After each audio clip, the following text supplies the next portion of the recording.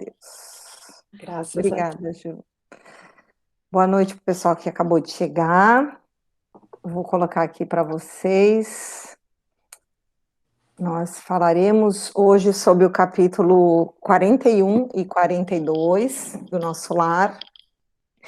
E o capítulo 41, estão todos vendo aí?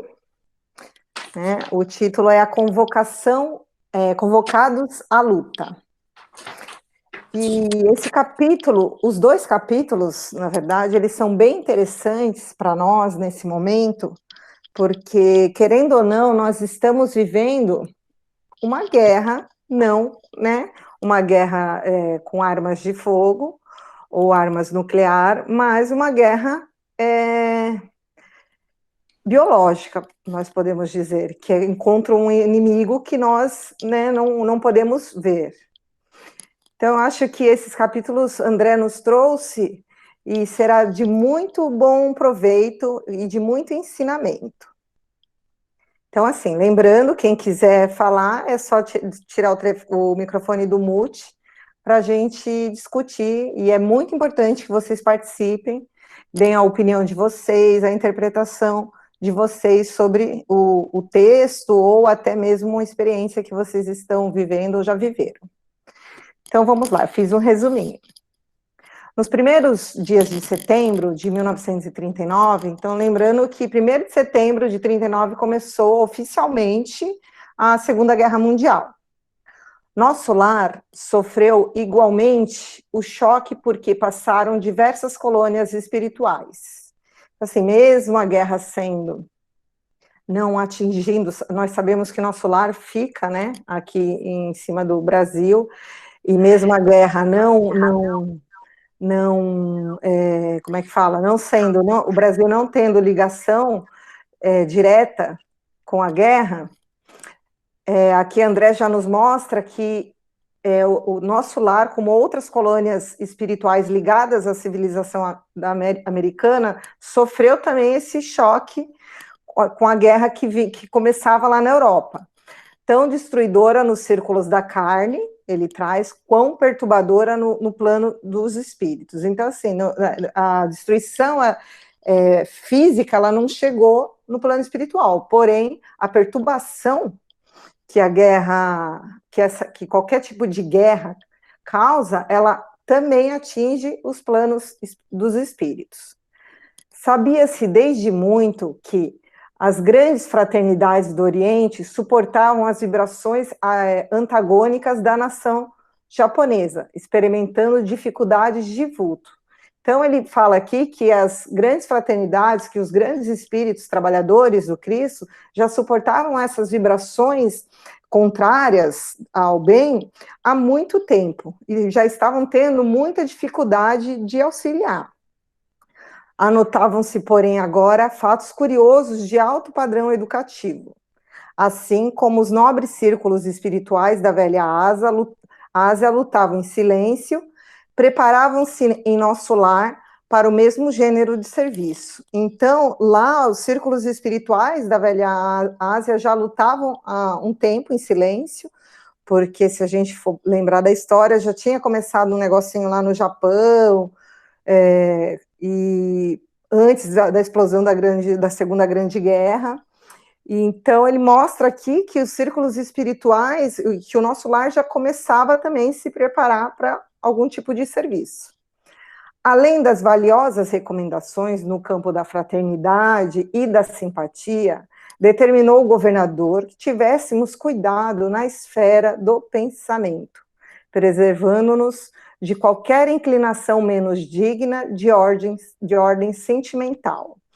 Então, assim, há muito tempo o André já vem falando da história do pensamento, da importância de nós nos preservarmos o cuidado com relação ao que nós estamos pensando, e aí, através disso, quanto que a inclinação para sentimentos ruins que esses pensamentos nos trazem.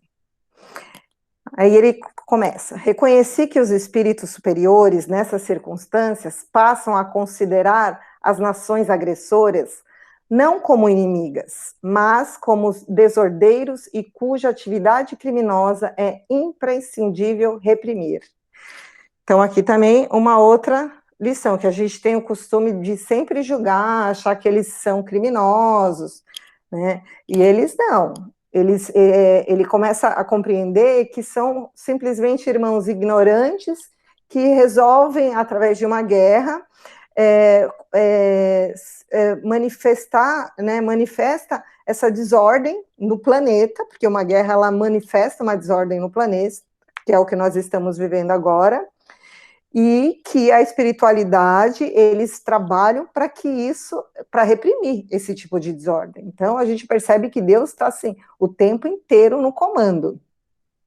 Mesmo sabendo nós que a própria guerra, não é que Deus inventou a guerra, não, isso é coisa dos homens, mas tudo que acontece tem a permissão divina, até o que nós chamamos de mal, mas André, ele nos mostra que a gente tem o conceito que é maldade, eles chamam de ignorância, né, de pessoas que estão cristalizadas na ignorância.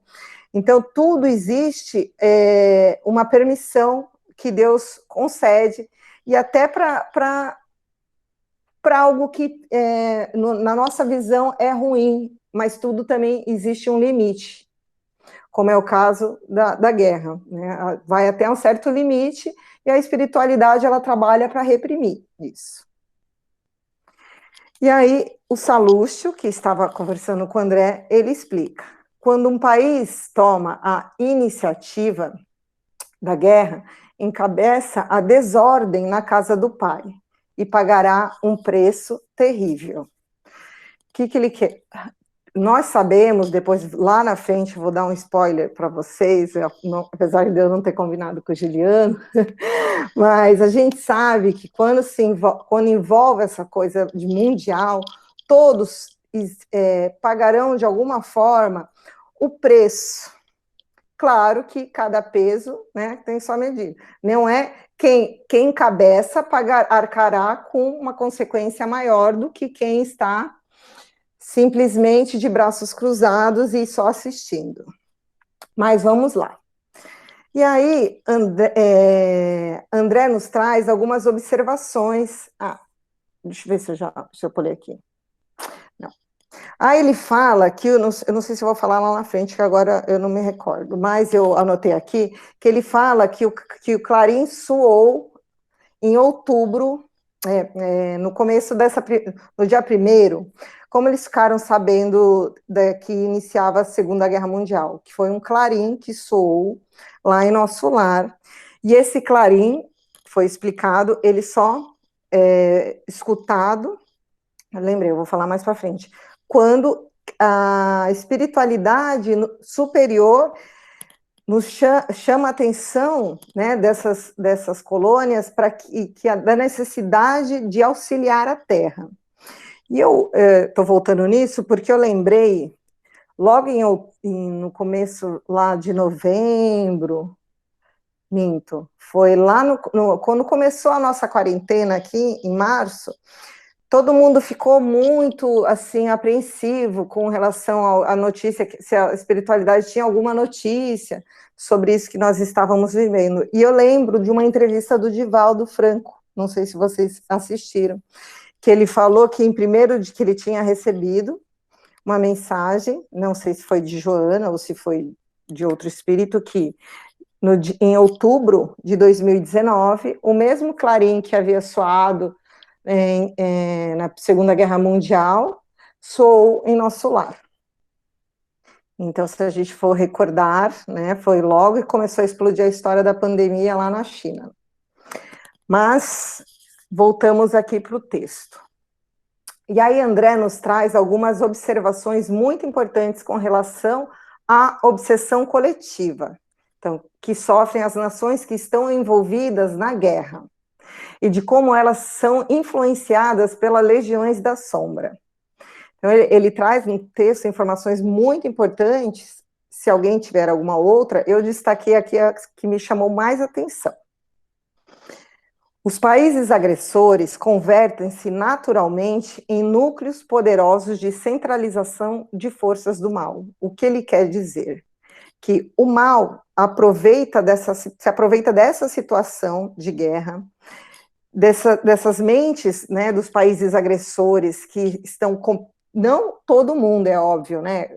A gente sabe que existem, se bobear, até a grande maioria das pessoas que moram são habitantes desses países, eles são contra a guerra. Mas as forças do mal, elas se alimentam dessas mentes de comando, dessas mentes que estão ligadas vibratoriamente à guerra, justamente para induzir cada vez mais a maldade, para incentivar cada vez mais o trabalho anti ao trabalho do Cristo. O trabalho é o contrário ao trabalho do bem. Então, André nos traz, a primeira reflexão que ele nos traz nesse capítulo é isso. Segundo, ele fala, coletividades operosas convertem-se em autônomos, ou seja, obedecem à vontade alheia do crime. Então, a população começa a obedecer essa vontade do crime sem vontade alheia, sem perceber que está entrando nessa frequência. Como? Eu não concordo, vamos falar da Segunda Guerra, mas vamos pensar no nosso dia a dia hoje. Hoje nós vivemos uma divisão entre bolsonaristas e não bolsonaristas. Eu não gosto muito de falar de política. Mas, quando você compartilha essas coisas, quando você entra nessas discussões, gente, você está alimentando esse tipo de vibração, de energia. Não quer dizer que você tem que viver alienado, não é nada disso, que você não tem que ter sua opinião, é óbvio que você tem que ter. Mas a gente tem que perceber, às vezes, o quanto a gente não está, sem perceber, sendo influenciado para desordem, para incitar a briga, a desarmonia. Isso que a gente tem que perceber. Que aí ele fala: legiões infernais precipitam-se sobre grandes oficinas do progresso comum, transformando-as em campo de perversidade e horror. Então, ele fala que legiões de espíritos muito apegados à maldade utilizam as grandes oficinas que seriam para usar do progresso da coletividade, mas justamente para fazer o trabalho ao contrário, ou seja, utilizam-se dos grandes poderes, das grandes entidades que são responsáveis para auxiliar o progresso da humanidade, mas estão tão ligadas nas coisas materiais e nas guerras, que eles utilizam isso para transformar em campos de horror, né, e de perversidade. E aí ele fala que, né, nem tudo são... a gente percebe que ao tempo todo a espiritualidade está amparando, mas enquanto os bandos escuros se apoderam da mente dos agressores, os agrupamentos espirituais da vida nobre movimentam-se em auxílio dos agredidos. E aí, eu quero estender esse agredidos, porque às vezes a gente fica, foi o que eu falei lá no começo, a maioria das vezes, e muitas vezes, os agredidos não são somente os cidadãos que moram nos países que estão sendo atacados. Não, podem ser as pessoas que moram até mesmo no país que está comandando, encabeçando a guerra, mas não concordam com aquilo que estão vivendo. Então, eles também são os agredidos. Então, o auxílio é para todos, aqui a gente percebe, tanto para o agressor, da maneira que a espiritualidade auxilia, tentando induzi-lo, reprimir esse tipo de agressão, de sentimento, de violência, como também quem está sofrendo esse tipo de agressão. Se alguém quiser falar, já sabe. Vamos lá. E aí ele fala: oi, pode falar. Rita, dá para me ouvir? Tá ouvindo bem? Tô sim. Pegando assim um pouco de tudo que está sendo falado, a gente acaba percebendo também que tudo isso acaba tendo um porquê, né? Que assim, a espiritualidade, como você mesmo disse, Deus, ele faz tudo de uma maneira muito perfeita, né? Então, assim, se a gente observa um pouquinho, eu tenho um pouquinho só de conhecimento, mas a gente vai observando e indo lá para trás, quantas guerras, né? Quantas aconteceram, mesmo até na questão de resgate, e o que isso trouxe de despertar para as pessoas que estavam ao redor para se melhorarem, né? Se a gente for trazer para os dias de hoje, essa pandemia, ela tem feito, de certa forma, a gente entrar numa sintonia de querer o bem, né? Sim. É assim, tem muitas coisas ruins acontecendo, mas também tem uma energia muito bonita acontecendo e que as pessoas estão se conectando de uma forma muito bonita, né? Eu vejo assim muitas pessoas falando que não estão mais assistindo TV, que estão usando melhor o seu tempo. Então isso também acaba ajudando e fazendo a gente refletir, né? De ter uma elevação, se é que eu posso dizer assim, espiritual, melhor, né? Então nada disso é por acaso e o Papai do Céu sempre está fazendo as coisas bem certinhas, né? Com certeza, Vânia. Excelente reflexão. Inclusive, eu até outro dia assisti não, escutei um podcast do Haroldo, e o assunto era sobre transição planetária, né? 2011, esse podcast. E aí ele estava falando não, minto, agora estou confuso, porque eu assisto tanta coisa dele, mas eu acho que era uma coisa atual mesmo. E ele estava falando sobre que esses flagelos coletivos que a humanidade passa servem para que realmente nós ganhemos saltos de progresso moral. Então, assim, não dá para contabilizar, né? Ninguém aqui tem essa capacidade evolutiva de saber isso.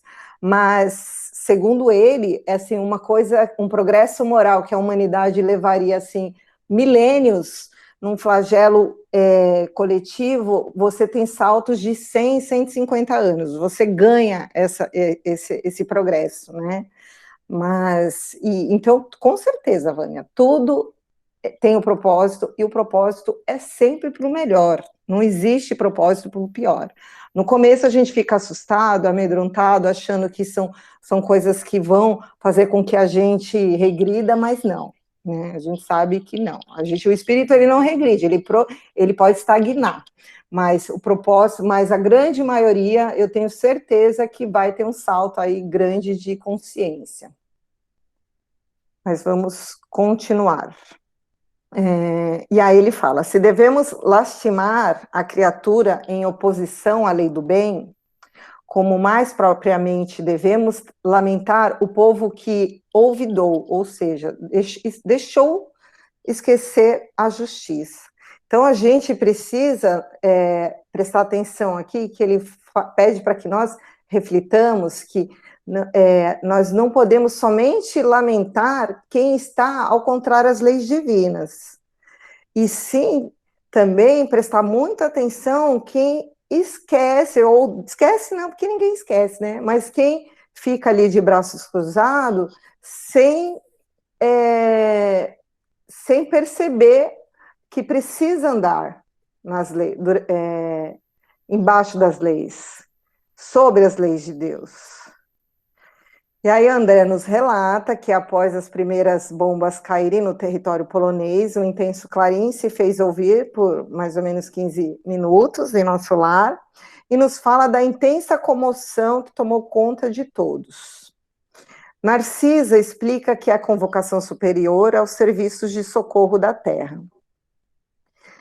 E aí Tobias explica: quando sou o clarim de alerta em nome do Senhor, precisamos fazer calar os ruídos de baixo para que o apelo se grave em nossos corações.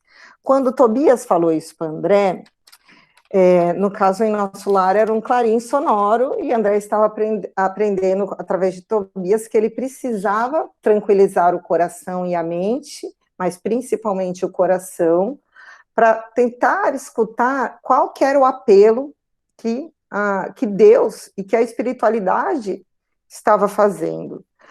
E nós precisamos fazer isso também, né? Estamos passando por esse momento de pandemia e nós precisamos tranquilizar e calar a nossa mente e o nosso coração para saber o que o Senhor está pedindo que nós façamos, ou melhor, o que não, nós paremos de fazer, o que nós precisamos mudar em nossa vida. Porque assim, se todos nós estamos passando pela mesma situação, só que de maneira emocional diferente. E cada um de nós trazemos em nosso íntimo os problemas que nós precisamos resolver. Então, assim, diferente da guerra, que todo mundo passou por essa situação de caos, nós estamos passando por uma situação de caos, porém nós temos escolhas. E muitos na guerra não tiveram. Tiveram que ali seguir o fluxo. Nós não, nós precisamos saber o que nós devemos mudar a nossa vida. Ou não, às vezes a gente nem precisa fazer alguma mudança. O que nós precisamos agregar? Ou o que nós precisamos nos livrar? E não são coisas materiais, são sentimentos. São sentimentos que nos prendem, né? Que nos atrasam. Pode falar? Quem quer falar? Eu. Oi, Gil, pode falar.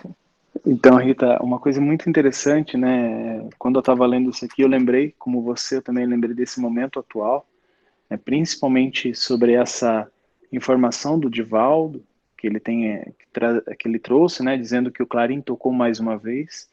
E o que a gente observa, assim, em contato com a casa espírita, em contato com a espiritualidade, é que em momento algum a gente está desamparado, né? Então, assim, todos nós aqui que começamos esse curso online, justamente para que a gente pudesse dar um prosseguimento, trazendo informações, e tantos outros trabalhos das casas espíritas têm ajudado muito. Mas o que eu percebo, assim, né, em contato com os assistidos, em contato com aquelas pessoas que procuram a casa, que aqueles que realmente se dedicam, que aqueles que realmente para o momento, para refletir, para esse momento, né, que nós estamos passando para refletir, eles têm uma melhora, assim, de uma semana para outra, parece que é algo milagroso, e não é, simplesmente um pouquinho de dedicação. Eu acho que é isso quando o Tobias fala isso, né, que a gente tem que parar com esses ruídos de baixo para a gente ouvir e para gravar esse apelo do alto em nossos corações, é algo que a gente tem que fazer aqui, né? Isso é claro, no momento de cada um, o despertar é de cada um, mas com esses exemplos, né, tanto nos livros e com os exemplos que a gente tem na experiência da casa espírita, fica nítido que o amparo de Deus ele está sempre presente. E aqueles que realmente param e silenciam os ruídos para ver, ouvir realmente esse tocar do clarim, traz uma transformação incrível para a gente. Concordo, Ju. E hoje, assim, nessa vida moderna que nós levamos, os ruídos são muitos, né? Então, estava todo mundo, assim, numa vida louca, num automático, e aí a gente foi, assim, constrangido a ficar em casa, sem sair de casa, muitos sofrendo por conviver 24 horas com a família, com a esposa, com o marido, com os filhos. Então, eu acho que... E aí eu acho que foi o momento que todo mundo deu uma surtada. Não que eu não dei, todos demos uma surtada, né? Porque a gente, quando se vê só com os nossos pensamentos, os nossos sentimentos, a gente não tem para onde fugir, porque a gente não tinha mesmo. E aí nós fomos obrigados a calar, né? Não foi escolha. Então, a gente tem que prestar muita atenção se a gente já começou esse trabalhinho aí de escutar o que o Senhor quer da gente. Então, vamos lá. Quando o misterioso instrumento deferiu a última nota, fomos ao grande parque, a fim de observar o céu. Profundamente comovido, vi inúmeros pontos luminosos, parecendo pequenos focos resplandecentes e longínquos, e libraram-se no firmamento. Esse clarim, disse Tobias, igualmente emocionado, é utilizado por espíritos vigilantes de elevada expressão hierárquica. Então, aqui a gente observa que o recado veio lá de cima mesmo. Aí no texto, André nos relata as inquietações de todos e as formas e níveis que tomaram conta da população do nosso lar. E aí ele fala lá que ele foi escutando aos poucos a inquietação, né, das pessoas que estavam todos se dirigindo ao grande parque, em frente a onde estaria o governador, e que, como nós, eles estavam, assim, todos apavorados, cada um com as suas preocupações individuais. Então a gente observa que eles também ainda têm esses traços de egocentrismo que nós temos também aqui, né, na Terra. Todo mundo, nós seríamos assim, é a minha viagem, o meu trabalho, e o meu aquilo, e o meu isso, e eles a mesma coisa, lógico que nas condições, né, de espíritos vivendo na espiritualidade. E que todos se dirigiam à praça, em frente à governadoria, para saber o que estava, né, por acontecer, e o quanto isso envolveria a vida deles, porque essa é sempre a nossa preocupação. Quanto isso vai afetar a minha vida? Eu pensei muito sobre esse trechinho que parece bobo, mas a gente é assim o tempo todo, a gente não pensa assim, nossa, o quanto isso vai afetar a humanidade, a comunidade que eu vivo. Inclusive tem, né, aqui para frente coloquei 2 trabalhadores do nosso lar, moradores de lá, conversando, e um deles fala assim, será crível que a calamidade nos atinja a todos? E o interpelado, que parecia portador de grande equilíbrio espiritual, replicou sereno, de qualquer modo, não vejo motivo para as precipitações. A única novidade é o acréscimo de serviço, que no fundo constituirá uma bênção. Quanto ao mais, tudo é natural ao meu ver. A doença é mestra da saúde, o desastre da ponderação. Então, você vê que aqui é um trabalhador que ele pensa num todo, e também a aceitação que ele tem, né? A doença, ela é a mestra da saúde, o desastre da ponderação. Ele faz com que realmente, quando a gente está em meio de um desastre natural ou de saúde pública, a gente começa a ponderar várias coisas, ponderar o que realmente, será que realmente eu preciso viver com tudo isso que eu tenho em casa? Será que eu preciso ser tão estressado? Será que eu preciso tratar minha família desse jeito? Será que eu realmente preciso me ocupar tanto tempo no trabalho? Eu tenho certeza que todos nós aqui fizemos muitas reflexões desse tipo, desse nível. E esse trabalhador chama atenção para isso, como a Vânia nos falou, né? Tudo constituirá uma bênção. Tudo constituirá uma bênção. E aí, a palavras do governador. Irmãos de nosso lar, não vos entregueis a distúrbios de pensamento ou de palavra. A aflição não constrói, a ansiedade não edifica.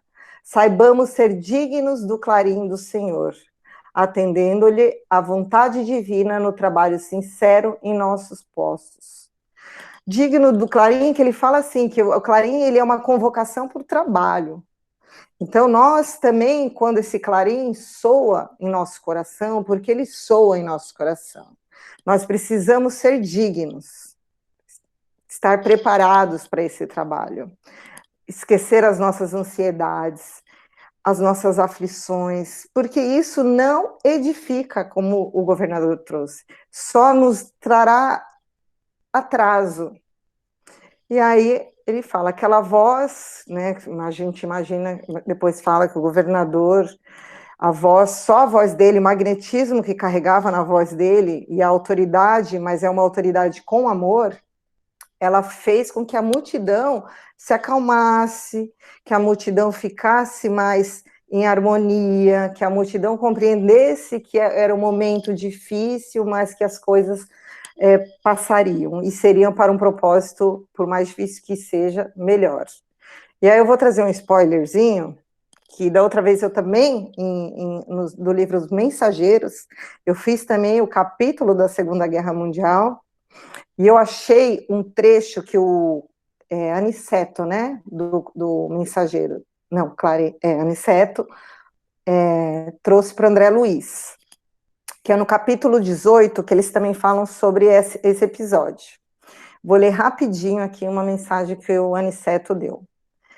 Embalde voltarão os países do mundo os massacres recíprocos. O erro de uma nação influirá em todas, como o gemido de um homem perturbaria o contentamento de milhões.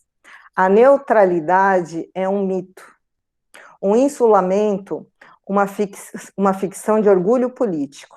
A humanidade terrestre é uma família de Deus, como bilhões de outras famílias planetárias no universo infinito. Em vão, a guerra desfechará desencarnações em massas. Esses mesmos mortos pesarão na economia espiritual da Terra. Enquanto houver discórdia entre nós, pagaremos o doloroso preço em suor e lágrimas. A guerra fascina a mentalidade de todos os povos, inclusive de grande número de núcleos de esferas invisíveis. Quem não empunha as armas destruidoras dificilmente se afastará do verbo destruidor no campo da palavra ou da ideia. Mas todos nós pagaremos o tributo. É da lei divina que nos entendamos e nos amemos uns aos outros. Todos sofreremos os resultados do esquecimento da lei. Mas cada um será responsabilizado de perto nessa cota de discórdia que haja trazido na família mundial. E conclui o Alfredo. Nestes tempos, contudo, Alfredo bondosamente, a prece é uma luz mais intensa no coração dos homens. Bem se diz que a estrela brilha mais forte nas noites sem luz. Aqui, tanto Aniceto como Alfredo nos traz uma lição muito importante. Eu deixei grifado a neutralidade, é um mito, porque às vezes a gente acha que ficar neutro em algumas situações, você vai estar se safando, né? E não, nós precisamos ter o nosso posicionamento. É óbvio que a gente não precisa impor isso para ninguém, nem sair guerreando e nem tentar ficar em discussões sem fundamentos. Mas nós precisamos nos posicionar. E nós vemos aqui que qualquer desarmonia, e que isso vai refletir na população mundial. Que todas essas mortes, elas pesarão, sim, na contabilidade do planeta Terra. Nós somos, sim, indiretamente responsáveis por todas as coisas que estão acontecendo nesse momento. E nós temos que ter essa consciência que nós temos essa cota de responsabilidade. Mas é óbvio, nós não precisamos nos sentir culpados, que nós sabemos que a culpa não nos leva a nada. Mas precisamos ter essa consciência e trabalhar para que saibamos sair disso, para sair dessa situação. Trabalhar com amor, com caridade. E principalmente, como o Alfredo nos diz aqui, né, no meio da escuridão, quando o mundo está nessas trevas de desespero, de medo, de horror, nós precisamos nos manter em prece. E manter em prece não é ficar rezando, não. A gente acha que é ficar rezando, Pai Nosso, Ave Maria. Não, gente, é situação mental de prece. Estar conectado o tempo que nós conseguimos com a espiritualidade, com Cristo e com Deus. Alguém quer falar alguma coisa desse capítulo, que eu vou passar para o capítulo 42. Não quer falar nada, Francisco? Like. Então tá, vamos lá para o capítulo 42. A palavra do governador. Aí o capítulo, ele começa com André nos relatando que no domingo, pós-clarim, teria o culto evangélico no Ministério da Regeneração. E quem dirigiria o culto seria o governador. Narcisa esclarece o objetivo principal da medida e fala para André que eles precisavam organizar elementos de serviços hospitalares mais urgentes. E conclui: Embora o conflito se tenha manifestado tão longe, bem como exercícios adequados contra o medo, André, né, retruca, achou estranho. Aí ela fala, como não? Objetou a enfermeira atenciosa. Talvez estranhe como acontece a muita gente. A ele, elevada porcentagem das existências humanas, estranguladas simplesmente pelas vibrações destrutivas do terror, que é tão contagioso como qualquer moléstia de perigosa propagação. Classificamos o medo como um dos piores inimigos da criatura, por alojar-se na cidadela da alma, atacando as forças mais profundas. Gente, eu achei isso muito importante. E eu lembrei também de uma palestra do Divaldo aí online, que ele falava, pedia para que nós saíssemos dessa vibração do medo, dessa sintonia do medo, que era a mesma sintonia da doença. O quanto isso não nos faria mal. E aí aqui a Narcisa explica para o André que a espiritualidade, a gente vai ver um pouco mais para frente, eles têm uma preocupação muito maior com essa vibração do terror e do medo, que é uma coisa tão silenciosa e tão imperceptível no nosso dia a dia, e que isso se instala na nossa alma de uma maneira que a gente não consegue controlar, e muito profundamente. Pode falar, Gil. Não? Já sabia que eu vou falar. Então, uma coisa interessante quando ela fala sobre o medo, né? Me fez lembrar o capítulo 2º do livro Pensamento e Vida, onde Emmanuel fala que existem ilusões que salteiam a inteligência, que roubam a inteligência. Então, eu estava identificando nesse medo uma dessas ilusões que fica roubando a nossa atenção, roubando a nossa iniciativa, que tudo isso é atributo ligado à inteligência, né? Fica roubando todos esses elementos, e como ela fala assim, essas forças profundas, que é aquela força de você se movimentar, de você sair de uma crise, de você conseguir pedir ajuda, pedir socorro. Tudo isso, esse medo e algumas outras ilusões, elas tiram isso da inteligência. Então, é onde a pessoa começa a afundar cada vez mais. Então, esse recado que a Narcisa dá para o André, esse ensinamento, ele serve muito para nós, que somos amigos de pessoas do nosso convívio, da nossa família. Quando as pessoas começam a entrar nessa sintonia do medo, a gente precisa agir como a Narcisa lá nas câmaras de regeneração, né, de retificação, desculpe, para auxiliar realmente, para mudar esse foco, como você falou, tirar a pessoa dessa sintonia, né, dessa sintonia do medo. Então é muito importante a gente pontuar isso, e principalmente assim, muitos aqui, né, na sala vão ser futuros tarefeiros, voluntários em casas espíritas. A gente sempre tem que ter isso em mente, né, de auxiliar e tentar tirar essa pessoa dessa vibração, dessa sintonia. Exatamente, Ju. E aí ele fala, observando-me a estranheza, continuou. Não tenha dúvida, a governadoria, nas atuais emergências, coloca o treinamento contra o medo muito acima das próprias lições de enfermagem. A calma é garantia de êxito. Mais tarde compreenderá tais imperativos de serviço. André faz um relato longo sobre tudo que ele estava presenciando enquanto aguardava, né, o governador. Eles estavam todos lá na sala, esperando o pronunciamento.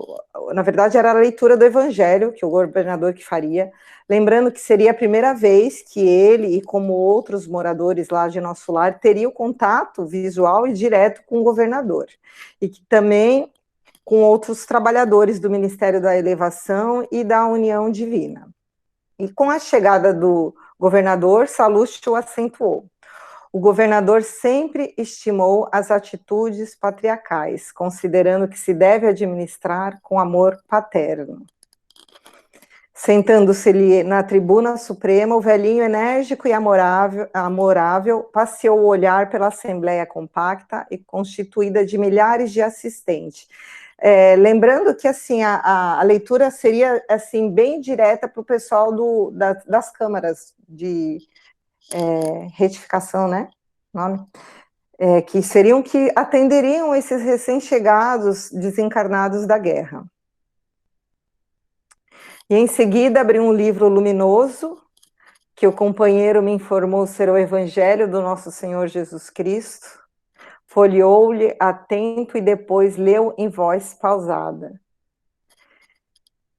Gente, eu fico sempre assim assustada, que às vezes parece que, eu não sei, que a gente não dá muita importância para o Evangelho, e aí todo texto que eu pego assim, que vem da espiritualidade, eles dão sempre essa ênfase com relação à importância que tem o Evangelho. E ouvireis falar de guerras e de rumores de guerra. Olhai, não vos assustei, porque é mister que isso tudo aconteça, mas ainda não é o fim. Isso foi a palavra do Cristo, que está em Mateus, capítulo 24, versículo 6. E aí André fala que o volume de voz consideravelmente aumentada pelas vibrações elétricas, então pelas vibrações de magnetismo que o governador trazia, o chefe da cidade orou comovidamente, invocando as bênçãos do Cristo, saudando em seguida os representantes da união divina, da elevação e do esclarecimento, da comunicação e do auxílio, e dirigindo-se com especial atenção a todos os colaboradores dos trabalhos do nosso ministério. E aí André faz um relato lá, mas ele fala, é impossível descrever a entonação doce e enérgica, amorosa e convincente, daquela voz inesquecível, bem como traduzir no papel humano as considerações divinas no comentário evangélico, vazado em profundo sentimento de veneração pelas coisas sagradas. E finalizando em meio de respeitoso silêncio, dirigiu seu governador de maneira particular aos servidores da regeneração, exclamando mais ou menos nesse termo. Então, André, assim, ele ficou com muita dificuldade de transmitir para a gente as palavras, o comentário sobre o trecho do governador, mas ele, né, fez um resumo. É para vós, irmãos meus, cujos labores se aproximam da atividade terrestre com mais propriedade, que dirijo o meu apelo pessoal, muito esperando da vossa nobre dedicação, elevemos ao máximo o nosso padrão de coragem, o espírito de serviço. Quando as forças da sombra agravam as dificuldades nas esferas inferiores, é imprescindível acender novas luzes que dissipem na terra as trevas densas. Consagrei o culto de hoje a todos os servidores desse ministério, voltando-lhes de modo particular a confiança do meu coração. Não me dirijo, pois, neste momento aos nossos irmãos cujas mentes já funcionam em zonas mais altas da vida, mas a vós outros, que trazeis nas sandálias da recordação os sinais da poeira do mundo, para exalçar a tarefa gigantesca. Nosso lar precisa de 30.000 servidores adestrados no serviço defensivo, 30.000 trabalhadores que não meçam necessidade de repouso, nem conveniências pessoais, enquanto perdurar nossa batalha com as forças desencadeadas do crime e da ignorância. Então, aqui a gente observa que ele deixa bem claro que a palestra dele era para os trabalhadores que ainda estavam muito ligados à terra, não para aqueles que já tinham um alcance espiritual um pouquinho maior. Né? Alguém quer falar? Estou, acho que, escutando um microfone. Não? Tá. E aí ele conclui, haverá serviço para todos nas regiões de limite vibratório, entre nós e os planos inferiores, porque não podemos esperar o adversário em nossa morada espiritual. Gente, isso eu achei muito importante também. Nós precisamos fazer o trabalho já. O trabalho qual que é o nosso trabalho, gente? Vencer a nós mesmos. Não é defender nosso lar, não é nada disso. E nós não podemos esperar o adversário em nossa morada espiritual, ou seja, esperar que a dor nos alcance para que nós comecemos o trabalho de crescimento. Não, a gente precisa, o Cristo sempre deixou muito claro que a gente deve crescer pelo amor. Não esperar que a dor, que a doença, que o desespero nos alcance para aí começar a correr atrás do nosso crescimento espiritual. E aí eu trouxe um pedacinho de um texto que eu li para vocês, não, eu acho que a maioria estava na palestra que eu fiz do Discípulo Ambicioso, finalzinho que o Emmanuel fala: muitos santos de braços imóveis permanecem à distância do Divino Mestre, mergulhado no êxtase improdutivo, desnecessários ao Cristo operante, porque o Senhor reclama colaboradores seguros e diligentes, capazes de atender-lhe as determinações sem condições de tempo e lugar. Desse modo, se nos demoramos caídos na estrada, ouçamos o chamado divino e ergamo-nos enquanto o dia nos favorece. Gente, é isso. O Cristo, ele precisa de trabalhadores operantes. O nosso trabalho é conosco e dentro da nossa casa. Na verdade, dentro da nossa casa, é a nossa escola que vai nos exigir que trabalhemos as coisas que trazemos dentro de nós, né? E nós precisamos, o que o dia nos favorece? A encarnação, precisamos aproveitar esse momento que nós estamos encarnados para fazer esse trabalho de aprimoramento. Porque, como o André nos mostra, você desencarna, você vai, se Deus quiser, a gente vai para o nosso lar, mas não sei onde a gente vai parar, mas você chega lá, você estuda, mas o progresso é encarnado, porque é onde você tem a prática. Só que a gente precisa lembrar que quando a gente está encarnado, a gente tem o esquecimento. Então, às vezes, lógico, está aqui no inconsciente, mas é muito mais difícil é muito mais duro.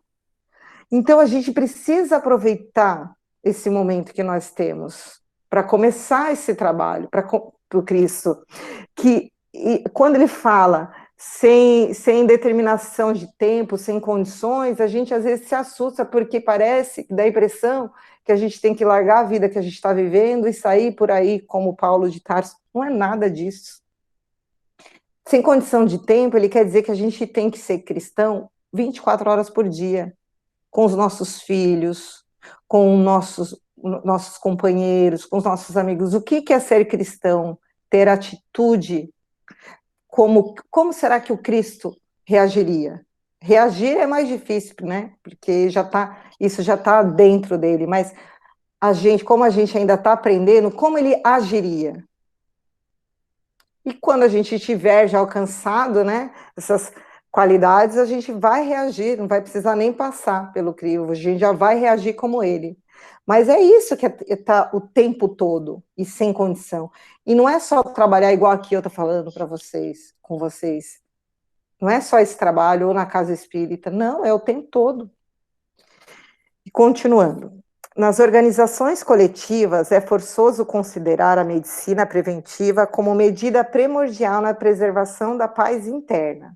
Somos, em nosso lar, mais de 1 milhão de criaturas devotadas aos desígnios superiores e ao melhoramento moral de nós mesmos.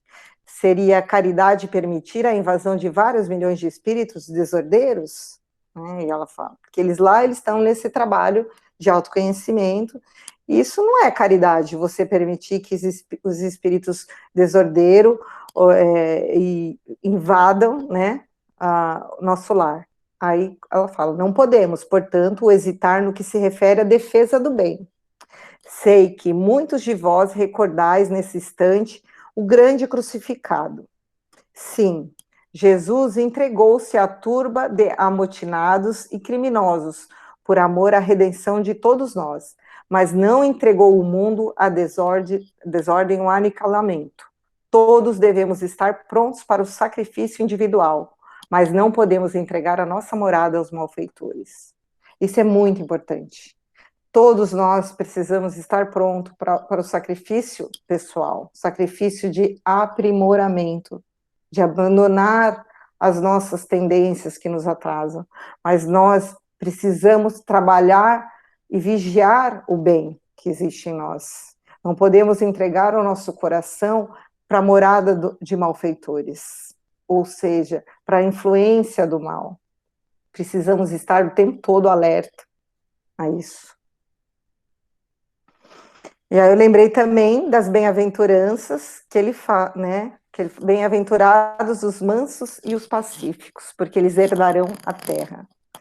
E aí, às vezes, a gente confunde mansuetude com apatia, né? E eu estudei um pouco das bem-aventuranças por conta de uma palestra, e a mansuetude, ela é a capacidade de lidar com as adversidades sem se enfurecer.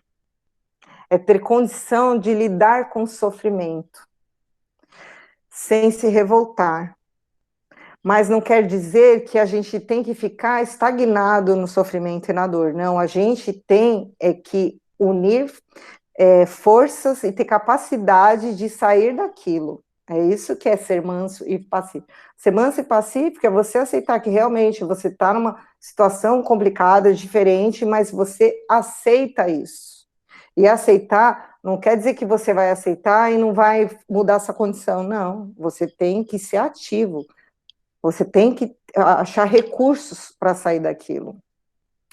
E aí, continuando a palestra, lógico que na nossa tarefa essencial é de confraternização e paz, de amor e alívio aos que sofrem. Claro que interpretaremos todo o mal como desperdício de energia e todo o crime como enfermidade da alma. Entretanto, nosso lar é patrimônio divino, que precisamos defender com todas as energias do coração. Que quem não sabe preservar não é digno de usufruir. Então, gente, nós somos um patrimônio divino. A Terra é um patrimônio divino. Se a gente não sabe preservar a nossa encarnação, as oportunidades que nós temos, nós também não seremos dignos de usufruir as bênçãos que Deus nos concede. Preparemos, pois, legiões de trabalhadores que operem esclarecendo e consolando na Terra, no umbral e nas trevas, em missão de amor fraterno, mas precisamos organizar nesse ministério, antes de tudo, uma legião especial de defesa, que nos garanta a realização espirituais em nossas fronteiras vibratórias. E assim continuou a discorrer por longo tempo, encarecendo providências de caráter fundamental, tecendo considerações que jamais conseguiria esclarecer. Então, você vê que além de toda a preparação de resgate, eles também prepararam uma equipe de defesa, né? E nós precisamos preparar essa defesa espiritual, né? Para poder fazer esse trabalho que nós precisamos fazer. E, pode falar. Não, Rita, só para o pessoal aqui mais um spoiler. Essa interpretação do governador, né? Claro que interpretaremos todo mal como desperdício de energia e todo crime como enfermidade da alma. Me lembrou muito uma palestra do ministro Flacos, bem no início do livro Libertação, onde ele fala que o mal é o desperdício do tempo e das forças em sentido contrário à lei divina. Então, você vê que a concepção do mal, tanto para o Flacos quanto para o governador, é isso, né? O mal não é você ter a vontade, a intenção de você fazer o mal, mas tudo aquilo que você vai usar o tempo, as energias, as tuas forças, para fazer algo contrário à lei de Deus, a lei natural, né? Então, isso é só para pontuar que a gente vai falar sobre isso novamente, só que lá no 7º livro, que é a Libertação. E aí, ele, ultimando os comentários, repetiu a leitura do versículo de Mateus, invocando de novo as bênçãos de Jesus e as energias dos ouvintes, para que nenhum de nós recebesse dádivas em vão. Eu destaquei isso porque às vezes a gente recebe tantas dádivas, a gente precisa refletir se a gente não está recebendo e sem utilizar para o que realmente precisa. E aí eu vou pular para um texto da Joana de Ângeles, que eu achei muito pertinente, e eu vou ler bem devagar, porque eu acho Joana muito difícil, e aí a gente vai refletir. O texto é de um livro, Momentos de Felicidade, a psicografia, claro, do Divaldo. Foi psicografado em 2011, mas, nossa, parece que Joana mandou ontem isso daí. Insegurança e Medo, o título do texto. O homem é as suas memórias, o somatório das experiências que lhe armazenavam no inconsciente, estabelecendo as linhas do seu comportamento moral, social, educacional. Ou seja, todo o conhecimento do espírito faz com que a gente tenha uma linha de comportamento moral, ou social ou educacional hoje. Essas memórias constituem o que convém e o que não é lícito a realizar. Então, também a gente sabe já que as leis divinas estão dentro de nós e nós já sabemos o que convém e o que não convém.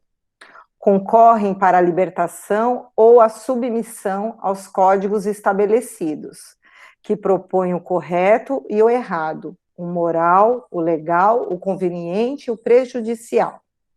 Em face de tais impositivos, desencadeiam-se no seu comportamento as fobias, as ansiedades, as satisfações, o bem ou o mal-estar.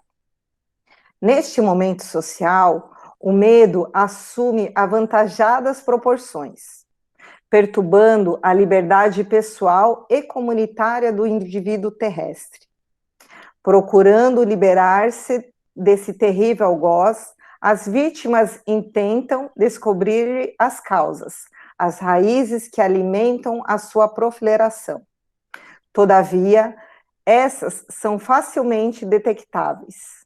Estão constituídas pela insegurança gerada pela violência, pelo desequilíbrio social vigente, pela fragilidade da vida física, saúde em deterioramento, equilíbrio em dissolução, afetividade sob ameaça, receio de serem desvelados ao público os engodos, os erros praticados, as escondidas e, por fim, a presença invisível da morte. Então, aqui ela mostra que tudo isso, né, é que nos causa o medo. Além do medo da morte, tudo isso, as coisas que nós ocultamos, os sentimentos. Mais importante do que pensar e repensar nas causas do medo é a atitude saudável, ante uma conduta existencial tranquila, para fruir cada momento em plenitude, sem memória do passado, evitando o padrão atemorizante, nem preocupação com o futuro. A existência humana deve transcorrer dentro de um esquema atemporal, sem passado, sem futuro, no interminável presente. Não transfiras para depois a execução de tarefas ou decisões nenhumas. Toma a atitude natural do momento e age conforme as circunstâncias, possibilidades.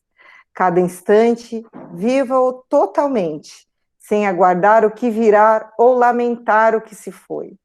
Descobrirás que assim agindo, sem constrições, nem presas ou postergações, te sentirás interiormente livre, pois que somente em liberdade o medo desaparece.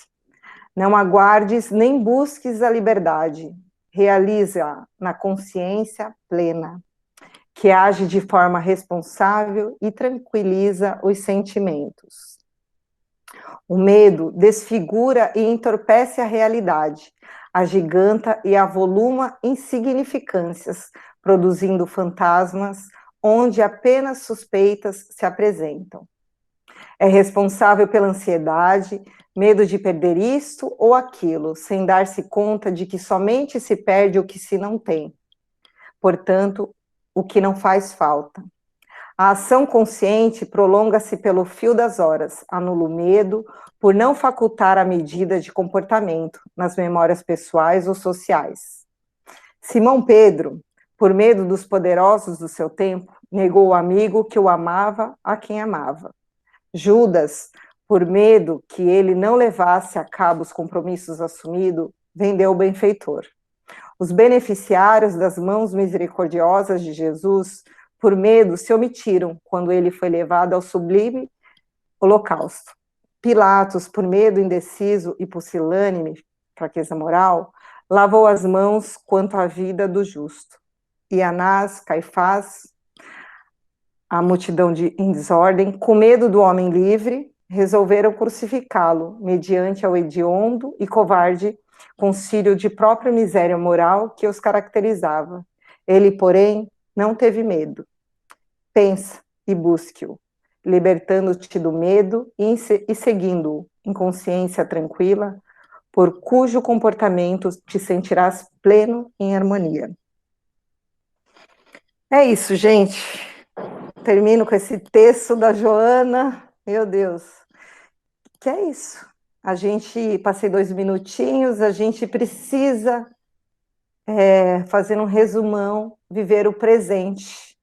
Viver assim, mas viver mesmo. Quando a gente está aqui, ficar focado aqui, não ficar focado em outras coisas. Quando a gente estiver almoçando, jantando com os nossos familiares, vamos focar no momento da refeição com os nossos familiares. É isso que eles pedem. Lógico que a gente vive no mundo material e nós precisamos nos preocupar com o futuro, mas a gente às vezes se preocupa tanto com o futuro que acaba não vivendo esse momento intensamente. Então, a gente ter fé em Deus, confiar em Deus, é viver o presente da melhor maneira que é possível no momento. Muito obrigada a todos. Espero que tenham aproveitado.